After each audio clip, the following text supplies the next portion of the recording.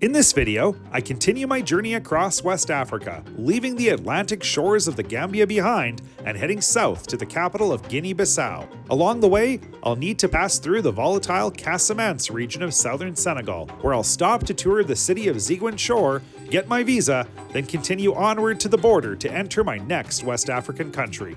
This is your guide to traveling from Banjul to Bissau.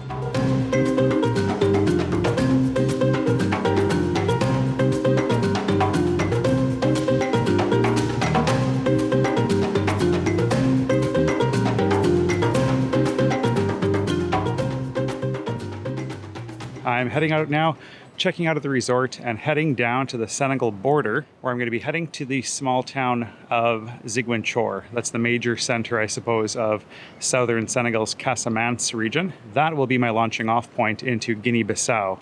I do need to get a visa while I'm there though, so that's going to be my job tomorrow when it opens on Monday. But today I'm going to get down there, settle into an Airbnb, and I guess position myself for that visa process. So here we go, off to the bus terminal to head down to the border.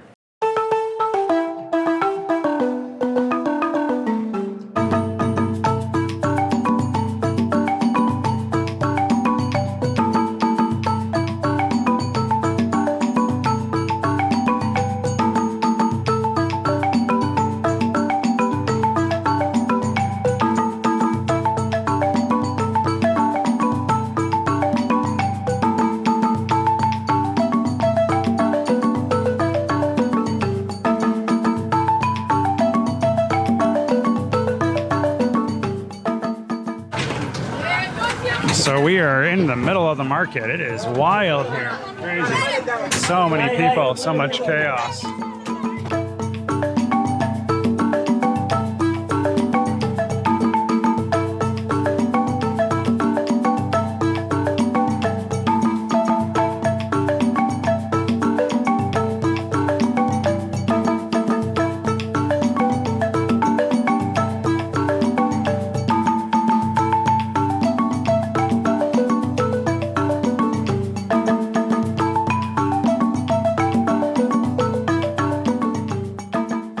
So that is it for the Gambia. I had a good little 3-day visit, but onward and upward, I suppose, back into Senegal. All right, I have entered Senegal. I'm stamped right back in to the, I guess, the Casamance region this time, heading further south towards Guinea-Bissau. And believe it or not, I only had 120 dalasi, or like $5, and I actually made it to the border with like 50 to spare. So I got myself a bottle of water and I kept some souvenir money for myself. But wow, it's really cheap to travel in the Gambia if you know what you're doing. So this is the garage, and if I remember correctly, it should cost about 3,000 to 4,000, I'm guessing, to get down to Ziguinchor from here. About 10 bucks Canadian or so, 6 to 7 US.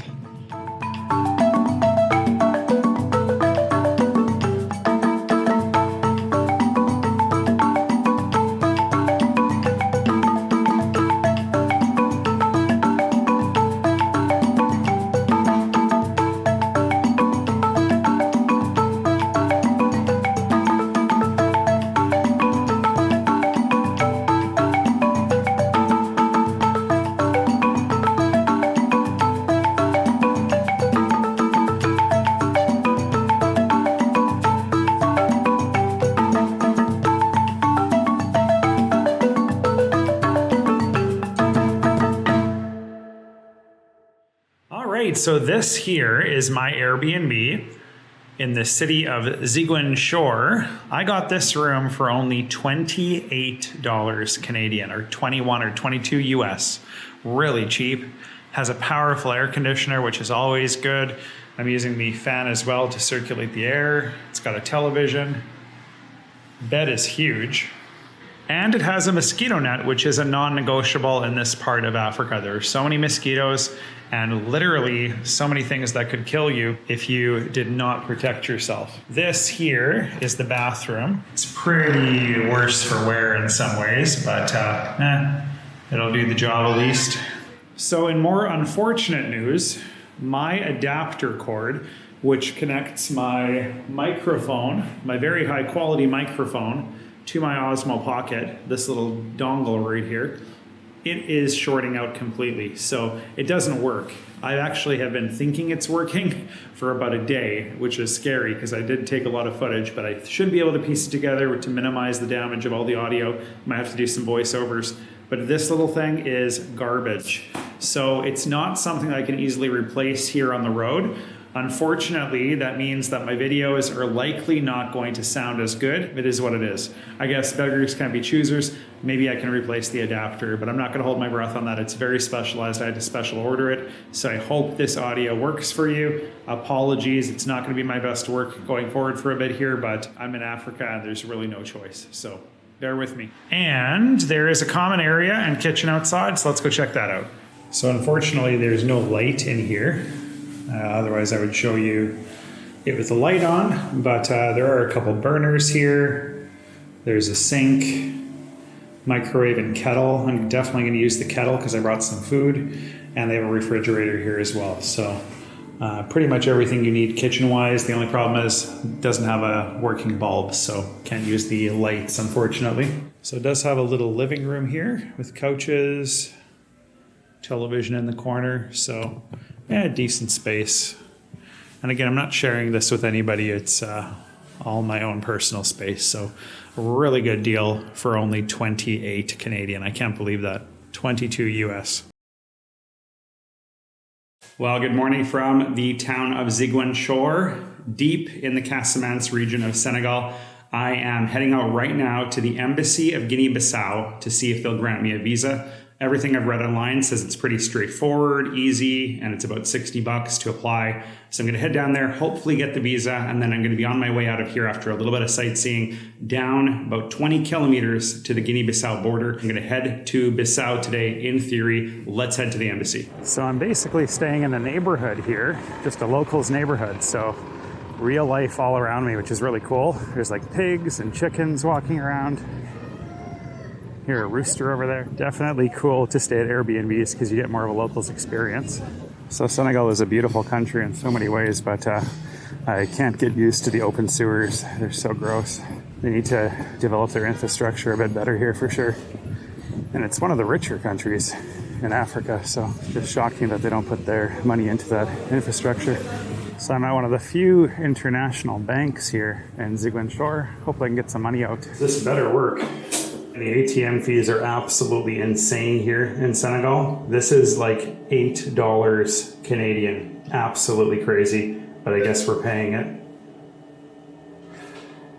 And of course, please try again. So, man, ATMs never work here. It doesn't accept my card, so got to find a different bank here and hopefully they'll take Visa debit. It's just frustrating when you can't get your own money out. All right, it looks like this one's actually working. Take your card. Okay, that's a good sign. Oh my goodness, I'm in business. And there was no fee to use this ATM, so win-win. So if you are in Ziguinchor or Senegal in general and you're looking for a free bank, this Aura Bank is the place where they do not charge you ATM fees. Anyway, I'm gonna head to the Guinea-Bissau embassy now. I gotta get a cab. It's about 1 kilometer and I'm running short of time. It's 10:30 and I think they stop processing at about noon. So gotta get over there as soon as possible.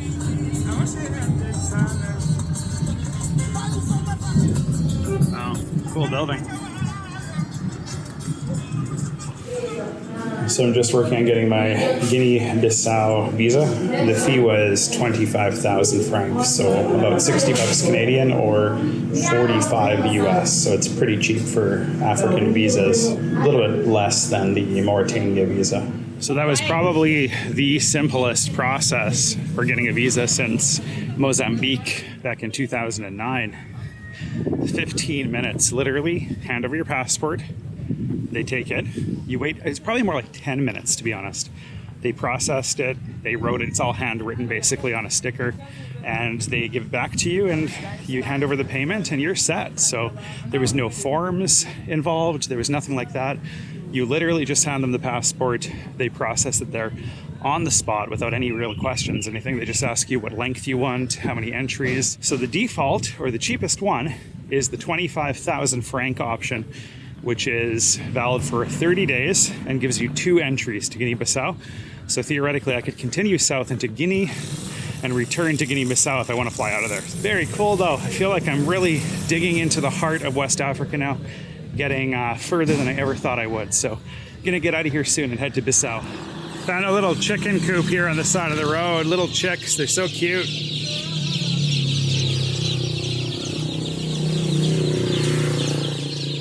So many of them too. Can't say they look very comfortable, but there is a lot of room in there. They're just not using it, I guess. But it's so cute. So some pretty incredible graffiti here. Looks like they've taken in good use to basically create these murals. It's better than tagging, I guess. Very cool art though, as you can see. It's actually really well done. A lot of it's soccer themed. And this one looks more like your typical tagging, but Senegal champion. Very cool. So as you can see, cashews are a big business here. They're sold right out in the street. I guess she's drying them in the sun. They are everywhere here. So I'm heading down to the center, and hopefully I'll be able to see enough of Ziguinchor to do it justice. Again, I'm not here very long, so it is what it is. So there are tons of colonial buildings here, as you can see, and some of them are even adorned with Spider-Man. So very interesting. Spider-Man playing basketball, and a lady with her kid in a tube, and then some more classical images right here of little cherubins and doves. Such an odd place in some ways. So I've made it down to the center of Ziguinchor. This is the beginning, I guess, of the old town or downtown area. There's not too much going on here. Again, Ziguinchor is mostly known for its beautiful nature, with the Casamance River running right through the heart of town. And over here is that beautiful building that I saw from the taxi earlier. Not exactly sure what it is, but pretty outstanding. Definitely an old French colonial building of some sort. Beautiful red accents. I'm not sure what the dome represents or what it was intended for. Might be the city hall, I'm not sure. Pretty cool, whatever it is. I'm gonna go find out because it's gonna nag me all day if I don't know what I'm looking at here.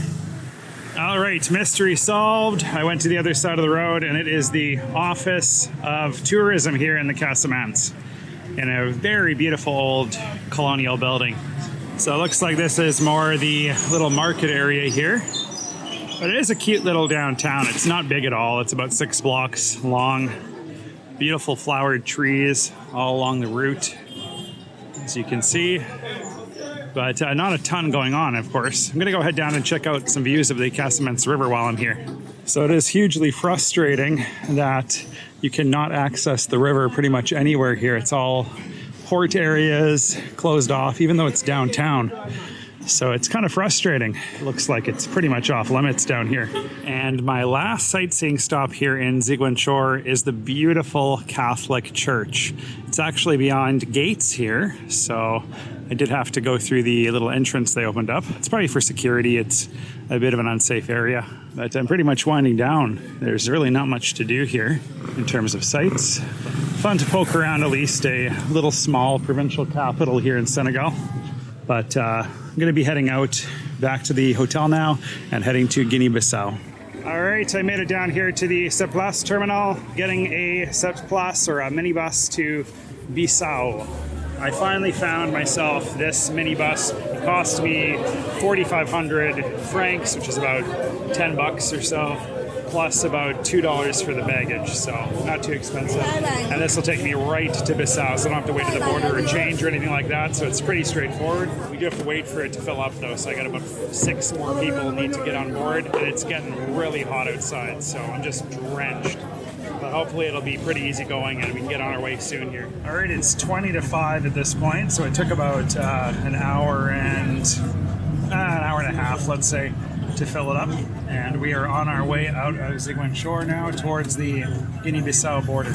All right, we've reached the last town here in Senegal, and we are quickly approaching the Guinea-Bissau border now. Beautiful, lush scenery here, as you can see. It's really green. All right, I'm crossing the border into Guinea-Bissau. pretty straightforward exit from Senegal. Now it's just a matter of crossing into Guinea-Bissau and getting my passport stamped. I believe the station is not here though, it's a bit further up the road. So hopefully it won't be too much longer. We got about an hour of daylight left, so let's see if he gets there. Google Maps says it's an hour and a half, so we'll see. Might get there just after dark.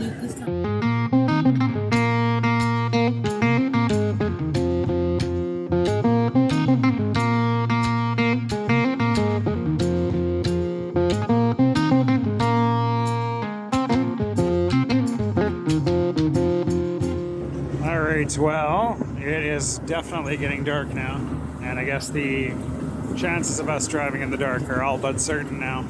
We are heading south now towards Bissau. It's about 60 kilometers, let's say. So this is undeniably one of the worst highways I've been to since Mozambique, I'm guessing. Mozambique was worse, but still. It's barely a road right now. In the wet season, this would be impassable for sure. Just thick mud.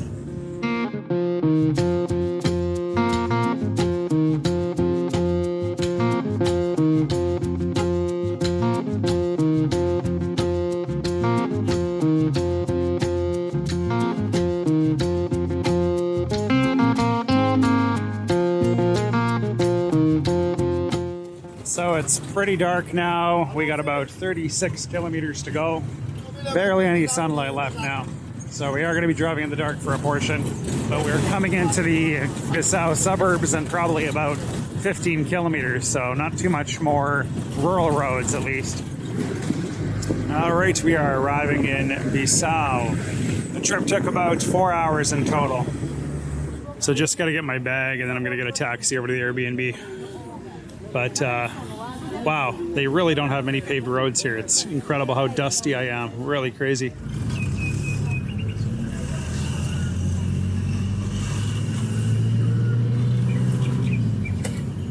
Drenched in sweat. It's disgusting. But I've arrived here at my Airbnb in Bissau and I'm so thankful to be here. That was a grueling drive. It's just so bumpy because it's not paved and really dusty. So it's all over me. It's just caked on. So unfortunately, I am a little bit later than expected. It's about 9:20 p.m. now. But there's nothing I can do about it. Even the taxis, one thing to know about if you do come to Bissau, if you take a taxi, they will stop for anybody along the route and your fare is not any cheaper. So it is kind of annoying because the guy almost went all the way to the airport and came back, and it was like an hour drive to get where I am now. And honestly, I could have been here in like 10 minutes max. It was 2,000 franc to get down here, so about $5 Canadian. So not too cheap, but the bus station's located about 5 kilometers outside of the center. But anyway, this is my room. Let me give you a little tour. So it does have air conditioning, which is always good. There's no mosquito net, unfortunately, but I don't see any in the room, so that's good. Mirror, some decent artwork, and it's pretty clean and inviting. Little smell of mold, but little mildew smell, but it's a really moist city, so not surprising. Pretty comfortable for the price. This was 37 Canadian dollars, or about, let's say, $27 US. Anyway, I'm gonna head outside and hit up a bar for a beer. I am so hot. All right, I am heading out here in Bissau near my hotel. This is pretty much in the center. It's just a block off, but I'm gonna go get a beer here and cool down. It's just so hot out. So I got myself this Cristal, and this cost 500 francs. So it's pretty inexpensive. It's about just over $1, I guess, Canadian, or under $1 US. So pretty cheap. So my allergy woes continue, but I was able to pick up everything you see here for just about $5 Canadian or $3.75 US and fix myself some, I guess, Senegalese really inspired rice and fried eggs. And that is my dinner tonight, if you're wondering what a person with a nut allergy eats. I hope you enjoyed this video, and if you did, please give it a big thumbs up, subscribe if you haven't already, and don't forget to click the bell icon to be notified when new episodes are posted. Thanks again for watching, and I will see you in the next video.